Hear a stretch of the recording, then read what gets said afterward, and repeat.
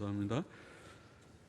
다시 잠깐 기도하고 말씀 생각하십시다. 하나님 아버지, 우리의 기도와 찬양을 받으시고 부족한 종에게 말씀을 좀 증거할 힘을 주시고 하나님의 영, 진리의 영께서 우리 가운데 계시오니 부족한 종의 생각과 입술을 주장하시고 또 하나님을 경외하며 사모하며 원근각지에서 이곳에 나온 사랑하는 모든 심령들 속에 계셔서 감화 감동하시고 하나님의 말씀을 깨닫게 하시고 또 다 믿고 마음에 새겨서 행할 바를 힘써 행함으로써 하나님을 영화롭게 하는 저희들이 되게 하옵소서. 구원받을 영혼들이 구원받고 구원받은 자들이 믿음 안에 더 굳게 서며 자라가게 하여 주옵소서.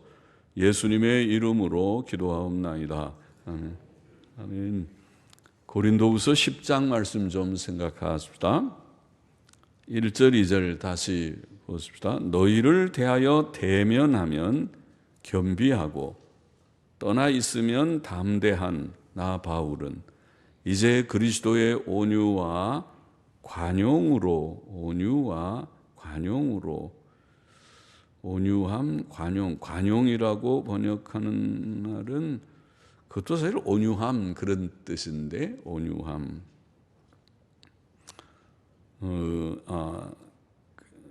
영어 성경은 똑같이 다 이 온유와 관용이라는 대표적인 영어 성경, 옛날 영어 성경이나 근래 영어 성경이 다 똑같이 그 두 단어를 번역할 때 다 사실은 온유함, 영어로는 meekness 혹은 gentleness, meekness and gentleness 그런데 meekness도 온유고 gentleness도 뭐 친절 그렇게 할 수도 온유라고 많이 번역하는 말이에요.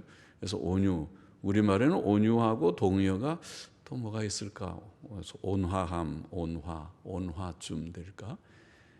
딱히 온순 조금 이상하게 보이고 온순함 그렇게 할 수도 있는데 예수님의 온순함 조금 어감이 이상하고 온유함, 온화함 좀 괜찮을 것 같은데 동의어입니다. 관용은 조금 개념이 조금 달라진 것 같긴 하는데 온유와 관용, 더러이 말을 관용이라고 번역한 구절도 우리말에 나오는데 온유함에 가깝습니다. 온유와 관용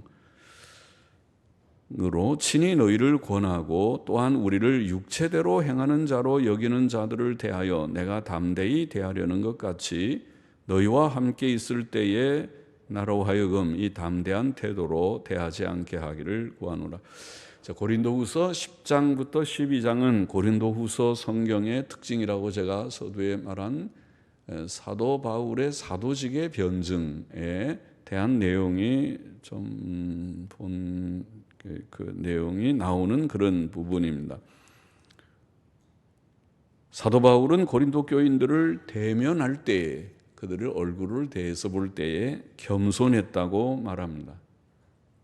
그는 고린도에서 교인들을 대할 때 겸손한 태도로 대하였었습니다. 지금 그들을 떠나 있을 때에도 그는 그리스도의 온유함과 온유함이라는 동의라고 해서 온유함과 온화함을 가지고 그들을 권면하기를 원한다고 말합니다. 우리는 겸손하고 온유하고 온화한 온유나 온화함을 우리가 느낄 수 있죠. 그와 반대되는 것은 좀 거칠고 그런 거죠. 사람이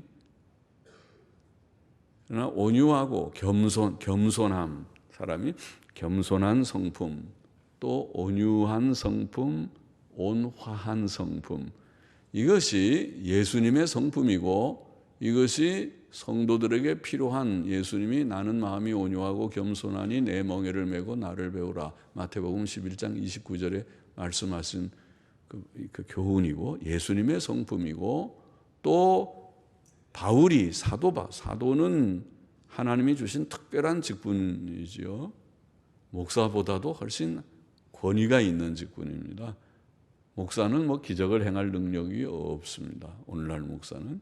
그러나 사도시대의 사도는 기적도 행하고 초자연적인 체험을 한, 은사 체험을 많이 한 자입니다. 방언도 많이 하고 또 그가 직접 가르치는 말씀이 하나님의 권위를 가진 성경책이 되었고 대단한 권위를 가졌죠.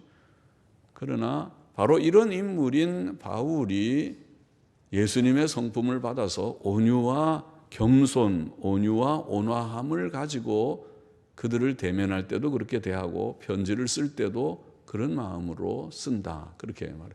본받아야 될 말이죠. 우리가 예수님의 제자라고 하면서 사납고 거칠고 아유 저분은 성격이 못됐어. 그렇게 평판을 듣는 사람이 되어서는 안 되겠습니다. 아유 저분 참 착해. 마음이 저렇게 겸손하고 온유하고 온화해. 예. 그런 인정을 받으면 좋겠다는 것입니다. 우리가 다 그렇지는 못하지만 그렇게 되기를 원합니다. 그것이 주님을 본받는 것이에요. 그것이 신앙생활의 과정이에요. 성화라면 성화의 그런 과정에서의 참 성도의 모습, 성화의 모습입니다. 정말 예수님 잘 믿고 구원을 받아서 성화를 조금씩 이루어가는 자는 어떤 모습인가 할 때 바로 지금 말한 대로 겸손, 온유, 온화의 모습이라는 것입니다. 그러나 고린도 교회 안에 있는 거짓 교사들은 바울을 육체대로 행하는 자라고 비난했다고 되어 있습니다. 육체대로 행하는 자. 육체대로 살키코스라는 말은 고린도전서 3장에 나오는 고린도전서 3장에 보면은 육에 속한 사람 또 영에 속한 사람 그리고 2장 끝에 육에 속한 사람 영에 속한 사람 그리고 3장에 육신에 속한 사람이라는 말을 해서 육신에 속한 사람은 그리스도 안에서 어린아이들을 가리켰다. 여기 육신, 살키코스라는 육체대로, 육신적으로 행한다는 말은 영에 속한 사람처럼 성령의 인도함을 받지 않고 예수님을 믿기는 믿었는지 몰라도 믿었겠죠. 믿는다고 하니까 믿었지만은 인간의 본성의 생각과 감정을 따라 본성의 생각과 감정은 죄악된 것이죠. 또 자기중심적인 것이에요. 그래서 그렇게 행하는 것이 영적으로 어린아이다. 고린도서 3장에 말한 육신에 속한 자라고 말한 것과 같은 것입니다. 살키코스, sak스라고 하는 육신이라는 말의 형용사입니다. 살키코스. 성령의 인도함을 받지 않고 인간 본성의 생각과 감정을 따라 행하는 자 이렇게 비난을 했던 것입니다. 바울을. 그 말은 그 내용은 그런 육신대로 행한다는 말 속에는 저 바울은 세상의 욕심이나 명예심을 가진 자야. 자기가 대장하려고 그러고 욕심이 있고 명예심이 있는 자야. 이렇게 비난했다는 것입니다. 바울은 하나님 앞에서 그런 마음을 추워도 갖지 않았는데 그는 하나님을 위해서 복음을 열심히 전하고 영혼들을 사랑하고 교회를 바로 세워보려고 하는 그 중심밖에 없었는데 말이죠. 그러나 바울을 잘못 평가해도 너무 잘못 평가하게 바울은 육체대로 행하는 자야. 그 사람은 성령으로 행하지 않고 육신적이고 자기 욕망과 명예심과 이런 것에 사로잡힌 자야. 이렇게 비난하니 하나님께서 기뻐하지 않겠죠. 그리고 매우 잘못된 악을 범하는 것이죠. 형제를 함부로 비난하는 것도 큰 악입니다. 그렇죠? 정당하지 않게 비난하는 것은 형제를 미워하는 것은 살인하는 자니 그 속에 생명이 없느니라. 어두움 가운데 아직도 있는 자다. 요한일서에는 그렇게 말씀했죠. 작은 죄가 아니죠. 그래서 이단들이 큰 죄를 짓는다는 것입니다. 정통 신자들은 교리적인 논쟁을 할 때에도 점잖하게 좀 그렇지만 인격적으로 막 비난하는 그런 비난을 하지 않고 비평을 합니다. 사상에 대한 비평을 하고 성경적으로 옳지 않습니다. 이렇습니다. 저렇습니다. 하지만은 이단들은 야비한 비난을 합니다. 그래서 이단들의 그런 행태를 보면 이단이 확실히 이단이 맞구나. 왜 그래요? 왜 이단이 맞아요? 그것이 큰 죄라는 것을 모르는 자들이잖아요. 함부로 형제를 힐난하고 비난하고 또 그걸 막 법정 소송을 해서 몇 억씩 막 그 손해배상 청구를 하고 그거 형제들이 할 짓이 아니죠. 형제들은 그렇게 안 해요. 그러나 이단들은 그런 일을 하죠. 물론 자기들이 잘못해놓고 이단이라는 것을 은닉하기 위해서 그들이 그렇게 하죠.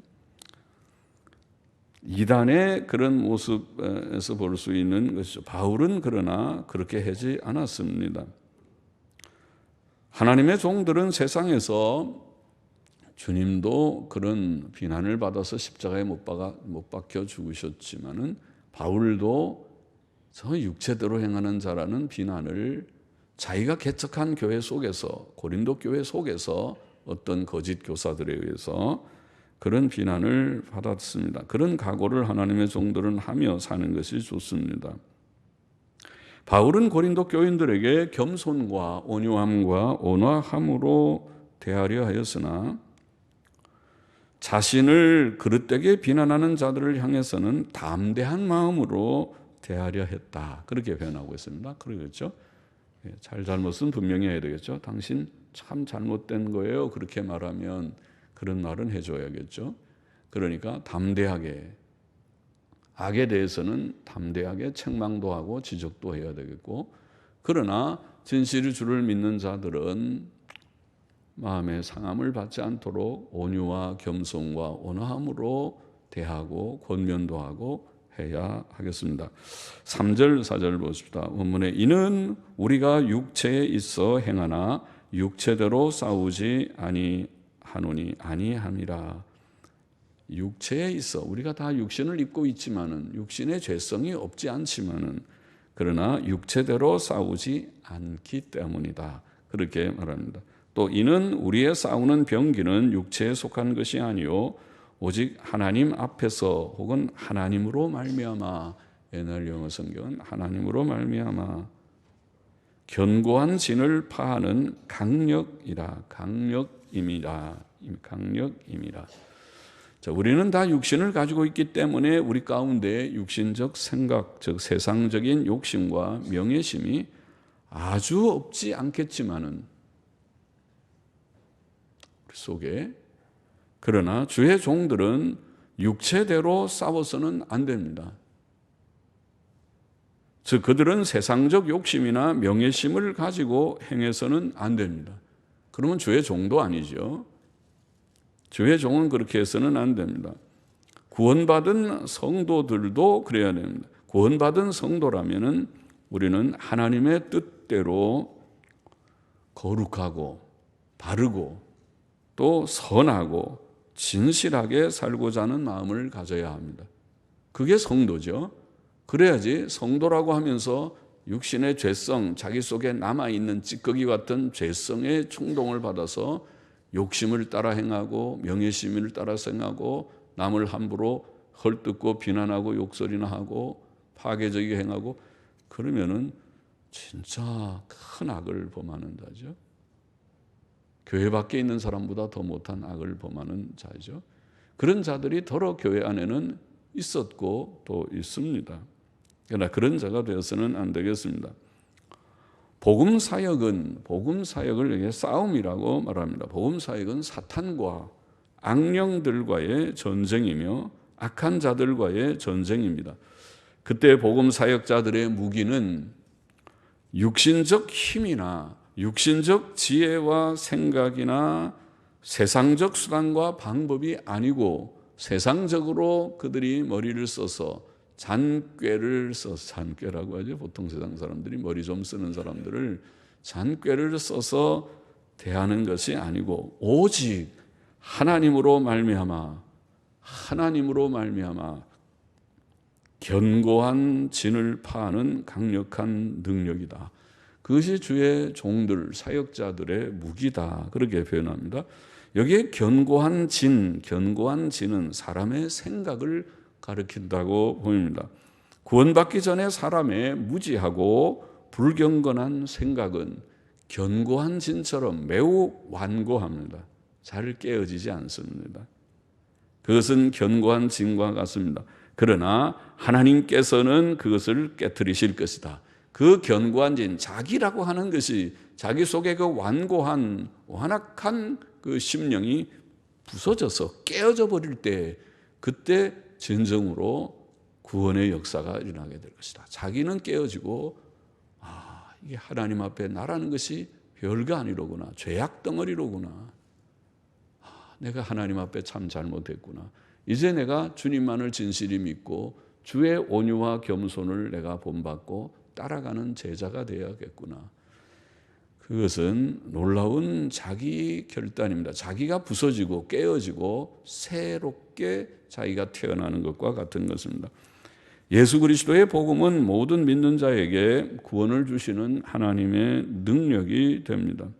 전도는 하나님의 영혼 구원의 방법입니다. 전도는 하나님의 능력으로 하는 것입니다. 그 능력은 하나님으로 말미암아 견고한 진을 파괴하는 폭약과 같은 능력입니다. 그래서 사실 우리가 다 깨진 것입니다. 우리가 처음부터 순한 양이 아닙니다. 순한 양이 어디 있습니까? 그냥 믿으라고 해서 덮어놓고 믿는 사람이 어디 있습니까? 제가 대학교 때 철학을 공부할 때에 철학은 질문하는 것이라고 누가 그러더라고요. 그것이 왜 그런데? 왜? 그러죠? 이성을 가진 좀 대학 공부를 한 젊은이들이라면 누구나 다 그럴 것입니다. 그냥 믿어요 그런다고 그냥 믿는 사람은 아무도 없을 것입니다. 왜 그런데? 왜 믿어야 되는데요? 예수가 왜 정말 구주인데요? 그가 하나님의 아들 맞기나 맞아요? 기독교가 확신한 그런 구원의 도리인가요? 정말 나의 생을 거기에 맡길만 한 것인가요? 그런 질문을 안 해본 사람이 없을 것입니다. 그러나 어느 날 우리의 모든 질문을 하나님께서 대답하시고 나라고 하는 것을 부서뜨려서 내가 살아서 그래서 이건 왜 그래요? 왜 그래요? 왜 이건 뭐예요? 막 질문하고 대들는 것 같은 하나님을 향한 그런 내가 다 깨져 버렸습니다. 깨지고 무조건 항복하듯이 하나님, 주님, 나의 주님, 나의 하나님. 하나님 앞에 굴복하는 자가 되었습니다. 저도 그랬고 여러분도 아마 그러셨을 것입니다. 믿은 자들은 그러셨을 것입니다.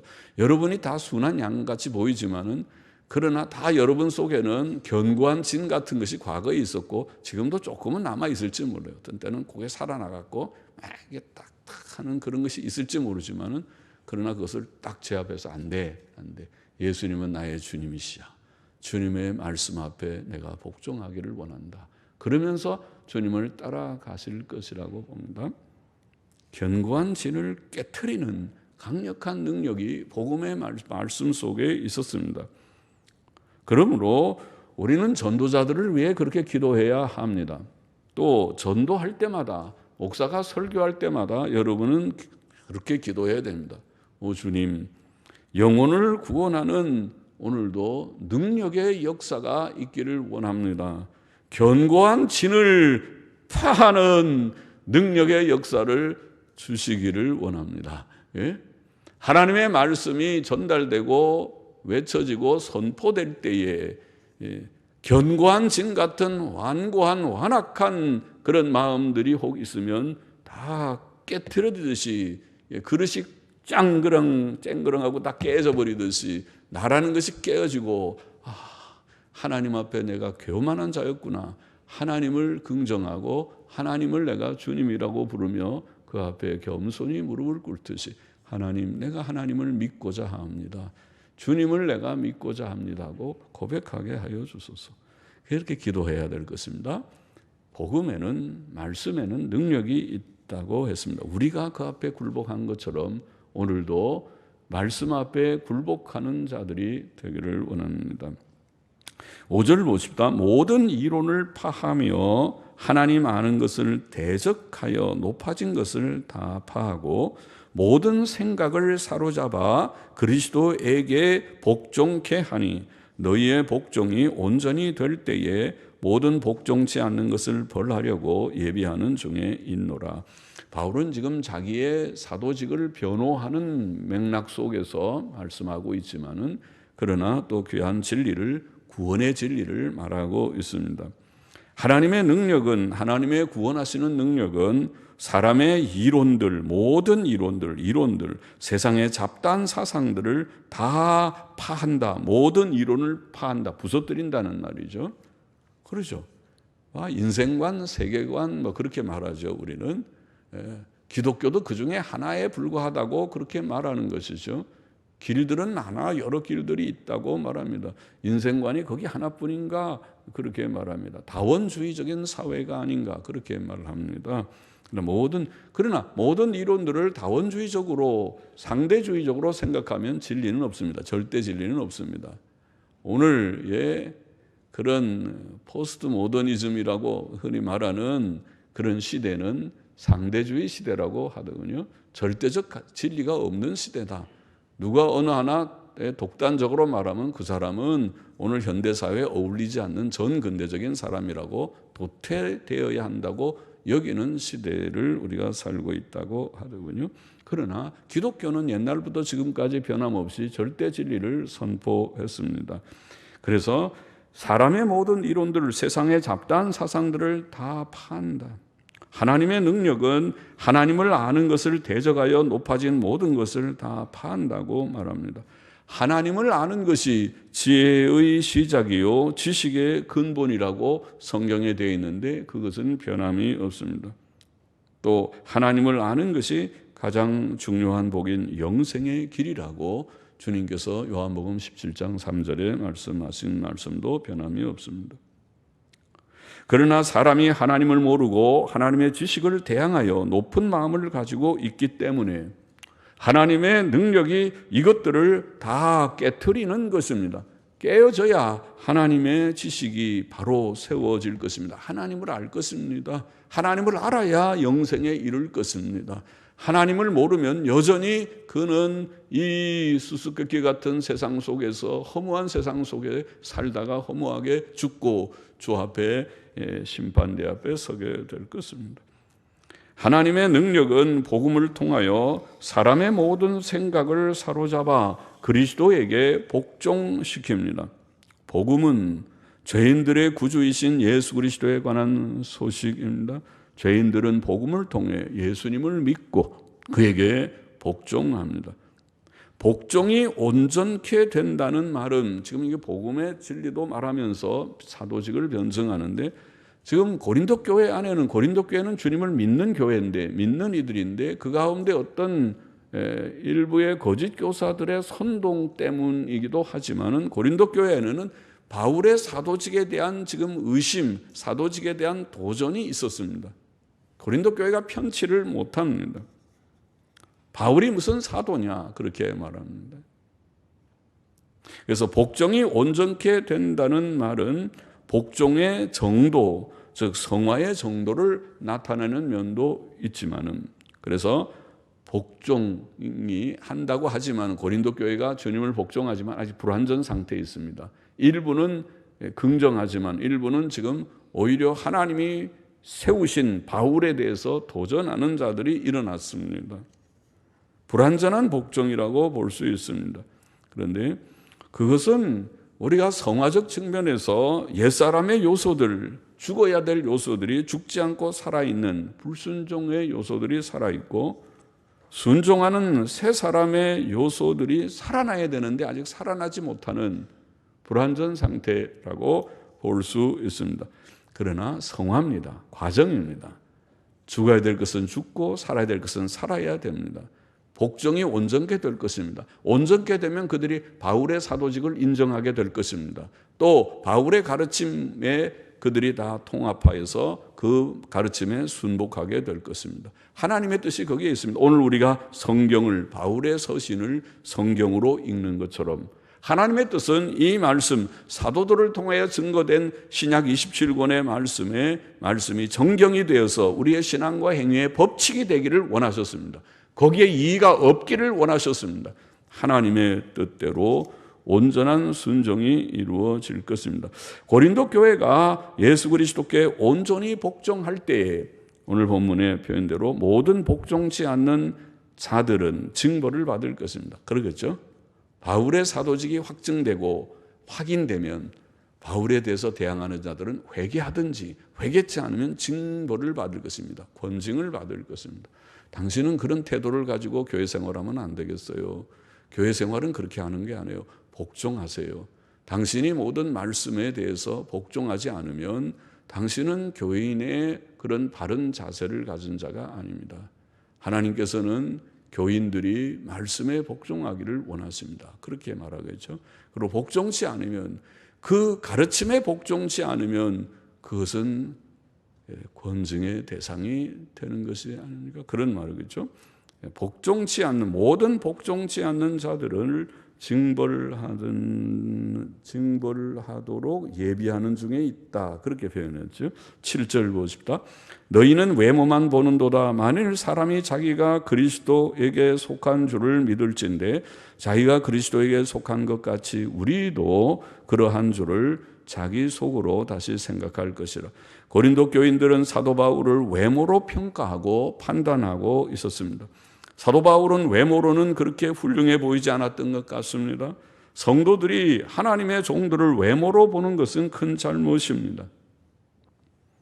사람의 가치는 그의 외모나 외적인 조건들에 있지 않고 그의 내면성, 즉 그의 영적 신앙적 상태에 있습니다. 우리는 상대방의 내면성을 보려고 해야 하겠습니다. 그가 예수님을 어떻게 믿고 진실히 믿고 사랑하는지, 그것이 사실은 참 성도의 가치이기 때문에 그 집은 몇 평단데 가난뱅이야, 저 사람은 못 배워서 인물도 저렇게 시원치 않아, 그런 것은 다 외향, 외모에 속하는 것입니다. 사회적인 신분, 재산 정도, 학력, 출신, 성분이라는 말 안 쓰죠. 그런 것들은 다 외적인 것에 속합니다. 하나님께서 우리에게 보시는 것은 그런 것이 아니라 내면성이라는 말은 그의 인격성, 그가 하나님을 경외하느냐, 또 하나님의 법도대로 살아서 인격이 좀 변화돼서 도덕성을 가지게 되었느냐, 그런 것이 귀한 부분이라는 거예요. 그것을 보고 귀히 여기고 서로 사랑하고 또 연약함들은 좀 덮어주고 하여야 될 것이다. 8절에 이는 주께서 주신 권세는 너희를 파하려고 하신 것이 아니요 세우려고 하신 것이니 내가 이에 대하여 지나치게 자랑하여도 부끄럽지 아니하리라. 부끄럽지 아니할 것임이라. 이는 내가 편지들로 너희를 놀라게 하려는 것 같이 생각지 않게 함이니 저희 말이 그 편지들은 중하고 힘이 있으나 그 몸으로 대할 때는 약하고 말이 시원치 않다 하니 이런 사람은 우리가 떠나 있을 때에 편지들로 말하는 자가 어떠한 자이면 함께 있을 때에 행하는 자도 그와 같은 자인 줄 알라. 자, 하나님께서 사도들에게 주신 영적 권세 혹은 권위는, 여기 권세라는 말은 권위, 영적 권세 혹은 권위는 교인들을 허물기 위한 것이 아니고 세우기 위한 것입니다. 주께서는 오늘날 복음의 일꾼들에게도 영적 권위를 주셨습니다. 그것은 영혼들을 죄에서 건져내고 구원받은 자들을 돌보며 양육하는 권위입니다. 전도는 영혼을 구원하는 일이요, 목회는 구원받은 자들을 돌보며 양육하는 일입니다. 거기에 주의 종들과 또 일꾼들에게 권위를 주셨습니다. 사도 바울은 몸이 약하고 말이 시원치 않았던 것 같습니다. 그래서 어떤 이들은 바울에 대해 그의 편지는 힘이 있으나 그 몸으로 대할 때는 약하고 말이 시원치 않다고 말했습니다. 그러나 바울을 약하게 보고 그 말이 시원치 않다고 보는 것은 그의 외모만 본 것입니다. 그의 내면에는 하나님의 귀한 은혜와 그의 풍성한 진리들이 들어 있었습니다. 12절 보십시다. 또 원문에는 이는 우리가 어떤 자기를 칭찬하는 자로 더불어 감히 짝하며 비교할 수 없습니다. 그러나 저희가 자기로서 자기를 헤아리고 쌍시어 되겠습니다. 로서 자기를 헤아리고 자기로서 자기를 비교하니 지혜가 없도다. 그러나 우리는 분량밖에 자랑을 하지 않고 오직 하나님이 우리에게 분량으로 나누어 주신 그 분량의 한계를 따라 하노니 곧 너희에게까지 이른 것이라. 우리가 너희에게 미치지 못할 자로서 스스로 지나쳐 나간 것이 아니요 그리스도의 복음으로 너희에게까지 이른 것이라. 자, 교회 안에 어리석은 자들, 아마 거짓 교사들은 자기밖에 모르고 자기 스스로 비교하고 자기로서 자기를 비교한다. 자기 스스로 비교하고 평가하며 칭찬하고. 그러나 바울은 그런 류의 사람이 아니고 그런 자들과 감히 비교될 수도 없었습니다. 그는 하나님의 일꾼으로 하나님의 은혜로 복음을 이방 세계에 전하다가 고린도에까지 갔던 자이었으므로 그의 자랑은 하나님께서 주신 분량의 한계에 맞습니다. 다른 이는 몰라도 그 교회의 개척자인 바울은 그 교회로 인하여 기뻐하고 하나님의 은혜를 자랑할 수 있었습니다. 그것은 정당한 일이었습니다. 15절 보십시다. 우리는 남의 수고를 가지고 분량밖에 자랑하는 것이 아니라 오직 너희 믿음이 더할수록 우리의 한계를 따라 너희 가운데서 더욱 위대하여지기를, 번역이 조금 그렇죠. 더욱 위대하여지기를 보나 너희에 의하여 풍성이 넓어지기를, 영어 성경들대로 넓어진다는 뜻입니다. 자기가 높아지는 것보다 모든 복음의 사역이 넓어지기를 바라노라. 이는 남의 한계 안에 예비한 것으로 자랑하지 아니하고 너희 지경을 넘어 복음을 전하려 함이라. 자랑하는 자는 주 안에서 자랑할지니라. 옳다 인정함을 받는 자는 자기를 칭찬하는 자가 아니요 오직 주께서 칭찬하시는 자니라. 사도 바울은 복음의 계속적인 확장을 위한 소원을 가지고 있었습니다. 너희에 의해 풍성이 넓어진다는 것은 그의 마음과 자랑과 전도 영역이 넓어진다는 뜻이라고 보입니다. 그러나 이 모든 일은 주의 은혜로 이루어질 것입니다. 그러므로 그의 자랑은 주님밖에 없고 주의 은혜와 주의 능력밖에 없었습니다. 참으로 주 앞에서 인정받는 일꾼들은 주께서 칭찬하시는 자들이라. 우리는 스스로 칭찬하는 자가 되지 말고 자기가 자기를 높이는 자 되지 말고 주께 칭찬 듣는 자가 되어야 하겠습니다. 성경에 대한 바른 지식과 확고한 믿음과 선한 인품을 가진 자마다 성도든 일꾼이든 직분자든 참으로 주께 칭찬을 드릴 것입니다.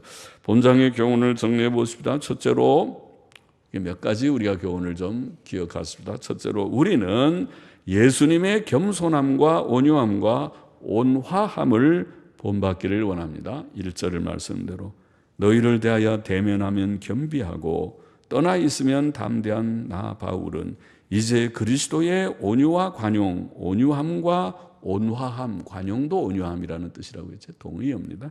온유함과 온화함으로 친히 너희를 권한다. 예수님의 말씀대로죠. 예수께서는 나는 마음이 온유하고 겸손하니, 우리는 주님을 거친 주님이 아니고 온유하고 온화한 주님을, 겸손한 주님을 믿습니다. 또 본받기를 원합니다. 나는 마음이 온유하고 겸손하니 나의 멍에를 메고 내게 배우라. 그러면 너희 마음이 쉼을 얻으리라. 여러분, 주님의 말씀대로 하면 평안의 충만함을 경험할 것입니다. 주님처럼 겸손과 온유와 온화함으로 늘 신앙생활하고 교회 생활하고 하시기를 바랍니다. 그러면 평안이 넘치고 몸의 건강, 경제의 안정, 그리고 또 심령의 평안, 환경적인 평안도 주실 줄을 믿습니다. 또 모든 직분자들은 바울처럼 그렇게 되기를 원합니다. 우리 교회는 부족한 목사나 우리 장로님들이나 권사님들이나 직분이 남보다 무슨 계급이 높은 것처럼 생각하는 그런 마음가짐이 아니고 섬김의 마음가짐으로 주님을 따르는 자들이라는 마음가짐으로 온유와 겸손과 온화함으로 단장되는 모두들이 되기를 원합니다. 둘째로 우리는 복음 사역이나 교회 봉사에서 육신의 생각과 감정으로 행하지 말고, 육체대로 행하지 말고, 살키코스, 육체대로 하지 말고, 육신의 생각과 감정으로 행하지 말고 성령의 생각과 감동으로 하나님의 능력으로 행해야 하겠습니다. 그렇게 오늘 말하고 있어요. 바울은 그렇게 하고 있다고 말하고 있어요. 우리도 그렇게 해야겠습니다. 육체의 3절 4절에 그랬죠. 우리가 육체에 있어 행하나 육체대로 싸우지 아니하노니 우리의 싸우는 병기는 육체에 속한 것이 아니요 오직 하나님 앞에서 견고한 진을 파하는 강력이라. 하나님으로 말미암아 견고한 진을 파하는 강력이라.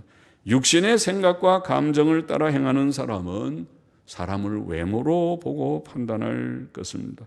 그러나 성령의 생각과 감동으로 행하는 자는 그렇지 않을 것입니다.